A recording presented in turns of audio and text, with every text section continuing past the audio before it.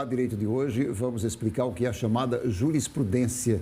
E vamos saber também o outro termo usado no jargão jurídico, conhecido como repercussão geral. Para falar sobre o assunto, aqui com a gente, o Juliano Pessoa, presidente da Comissão do Direito Médico e de Saúde da OAB Alagoas. Ele está com a gente aqui. Muita gente, nem todo mundo entende o que é a jurisprudência. A gente fala muita jurisprudência. É uma lei que foi determinada para um assunto e generalizou e agora está valendo para todo o país, isso vale para todo mundo. Eu queria que você explicasse exatamente o que é essa jurisprudência. Bem-vindo. Bom dia, Gilvan. Bom dia, Sofia. Bom dia você que nos assiste. Realmente, Gilvan, é uma grande oportunidade para a gente explicar para a sociedade como um todo como é que funciona isso, né? A gente fala muito juridiquês, mas não traduz muitas vezes essas palavras. Jurisprudência nada mais é do que o conjunto de decisões, né, que são proferidas pelos tribunais, especialmente, em várias jurisdições, ou seja, em vários estados. Então, elas começam a criar precedentes, né, que podem ser utilizados em casos similares.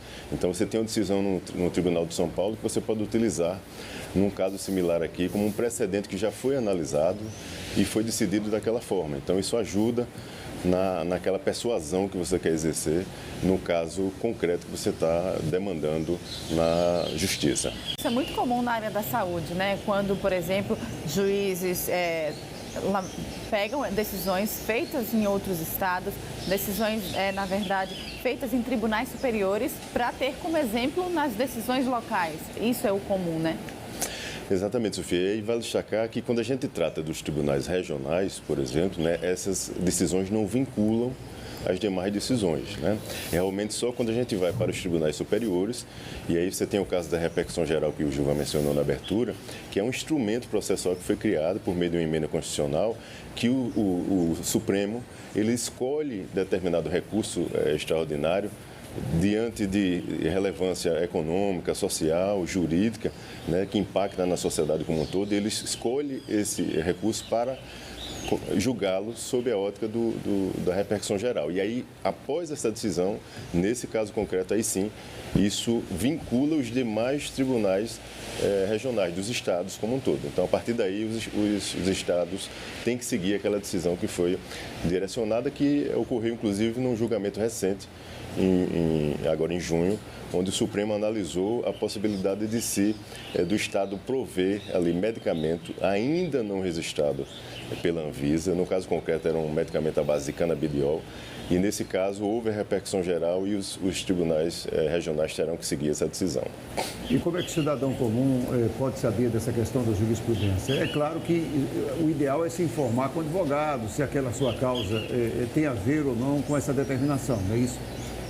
Exatamente, Gilvan. É importante que ele busque um profissional, né, porque é quem detém essa capacidade técnica e o acesso aos sistemas, né, do Poder Judiciário para poder fazer essas buscas, essas pesquisas de forma mais aprofundada e verificar para onde a jurisprudência está apontando, né, como é que as decisões estão sendo reiteradas e se assemelha àquele caso concreto dele. E aí a gente consegue ter um norte, né, de como é que aquele caso está sendo analisado e decidido pelos tribunais, pelo Poder Judiciário como um todo, e aí passar isso para o cliente, para o cidadão, de forma mais concreta, para ele ter uma ideia do cenário que ele se encontra, né? Onde é que o caso dele se encontra e como é que está sendo visualizado pela Justiça como um todo.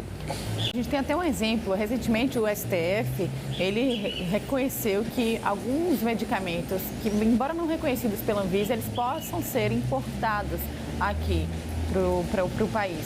Como fica essa situação para disseminação em outros tribunais regionais, na verdade? Como fica isso para, por exemplo, explicar para uma mãe que tem um filho que depende de tal medicamento, que ela pode agora recorrer através da justiça para garantir esse medicamento, mesmo que ele não tenha esse registro na Anvisa? Ótimo, Sofia. Veja bem, esse julgamento foi um julgamento muito, muito importante, né, porque esse não era o entendimento anterior do Supremo Tribunal Federal. Então, nesse julgamento, o caso concreto, ele tratava de uma criança que tinha epilepsia refratária, né? Ou seja, aquela resistente, que ela não respondia a qualquer outro tratamento. E a mãe foi ao Poder Judiciário tentando fazer com que ele fosse assistido por um produto, na realidade, à base de canabidiol, né? Ele tinha, para você ter ideia, 80 crises por dia. Com o uso do produto, ele passou a ter 4 ou 5. Então, o benefício foi muito grande. E o tribunal entendeu que realmente a população não poderia ficar desassistida nesses casos e mudou o entendimento. Então, o entendimento que foi fixado agora é que pode sim, o Estado deve prover, né, esses medicamentos, esses produtos, mesmo não registrados na Anvisa, quando há a possibilidade de importação destes. Por outro lado, é importante que a gente destaque aqui que o paciente precisa preencher alguns requisitos, ou seja, ele terá que comprovar a incapacidade econômica dele de adquirir aquele medicamento, né, sozinho. Além disso, a forma imprescindível de que aquele tratamento só realmente é o que resolverá no caso concreto dele, aí a equipe médica que fará toda essa parte de relatório para comprovar isto, né? E além disso, ele terá que demonstrar também que não há outro substituto, né, na lista oficial do SUS, ou seja, não há qualquer outro medicamento similar que possa assistir aquele caso concreto daquele paciente. Com tudo isso, né, cumulativamente sendo comprovado, o Supremo Tribunal Federal decidiu, por meio da repercussão geral que a gente mencionou anteriormente, que o Estado deve sim prover esses pacientes e assisti-los no caso de saúde. Agora, é bom lembrar que anteriormente o STF tinha julgado de forma diferente. O que chamou a atenção foi isso, né? Que é uma decisão, ela pode ser mudada, né? Não significa que aquela decisão tomada será de eterno, será para sempre, pode ser mudada, né? Exato, Gilvan. E veja, é importante até que seja mudada, né? A sociedade evolui, a ciência evolui e o direito também precisa acompanhar isso, né? Realmente, lá em 2019, no julgamento que foi feito, o tribunal entendeu de forma distinta. Ele entendeu que, caso não tivesse registro na Anvisa, não deveria o Estado oferecer e prestar esse serviço, né, de assistir esse paciente. Porém, naquela oportunidade, ele dizia que a única possibilidade, além de outros requisitos, era quando o pedido fosse feito à Anvisa e ela demorasse de forma desarrazoada. Somente nesse caso é que o paciente poderia ser assistido. E o tribunal, de forma muito assertiva, eu diria, fez esse entendimento na realidade, né, substituindo aquele entendimento anterior e viu que, de fato, algumas injustiças seriam praticadas nos casos concretos, caso esse paciente não fosse assistido. E esse caso que nós mencionamos aqui desse julgamento seria um deles, né? Uma pessoa que tinha 80 crises, né, por dia e passa a ter 4, então, ou seja, ela teve um ganho, uma qualidade de vida enorme fazendo uso desse produto que foi agora determinado que o Estado forneça para essa pessoa.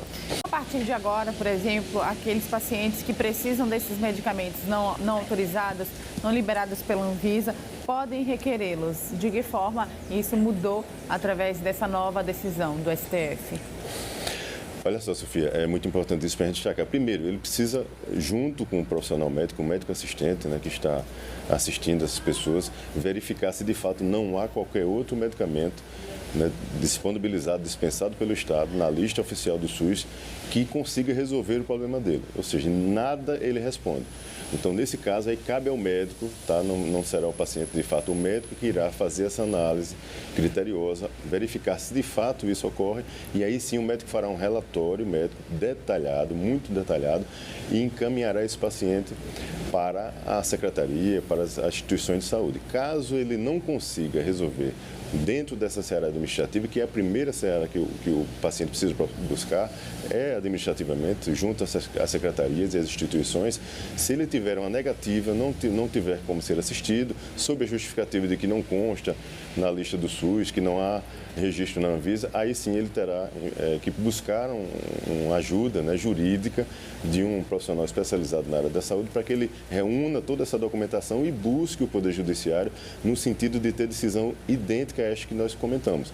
Ou seja, que mesmo sem registro, ele tenha o fornecimento garantido, desde que, lógico, ele preencha todos os outros requisitos que a gente também já destacou aqui. Não é uma coisa tão fácil, por isso que a gente fala sempre da importância de você procurar um profissional da área, né, para que possa fazer isso. Não é tão fácil assim como parece, né? Exatamente, Gilvan. Assim, é um trabalho em conjunto, né? Primeiro inicia com a equipe médica e depois o médico dialoga com a equipe jurídica para justificar isso e aí se analisa tudo, né? Todos esses requisitos que a decisão, apesar de determinar o fornecimento, ela pede requisitos prévios.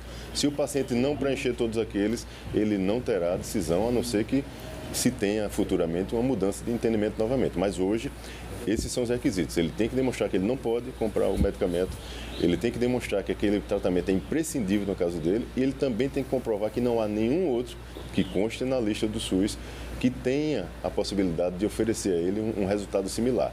Demonstrado tudo isso, se pleiteia junto ao Poder Judiciário e provavelmente, a partir dessa decisão agora do Supremo Tribunal Federal, haverá sim a dispensação e o Estado deverá ser obrigado a fornecer esse medicamento para trazer esse benefício para esse paciente. Muito obrigado mais uma vez, viu, pela sua presença aqui no Bom Dia. Obrigado, eu que agradeço. Bom final de semana para todos. Bom fim de semana, bom dia.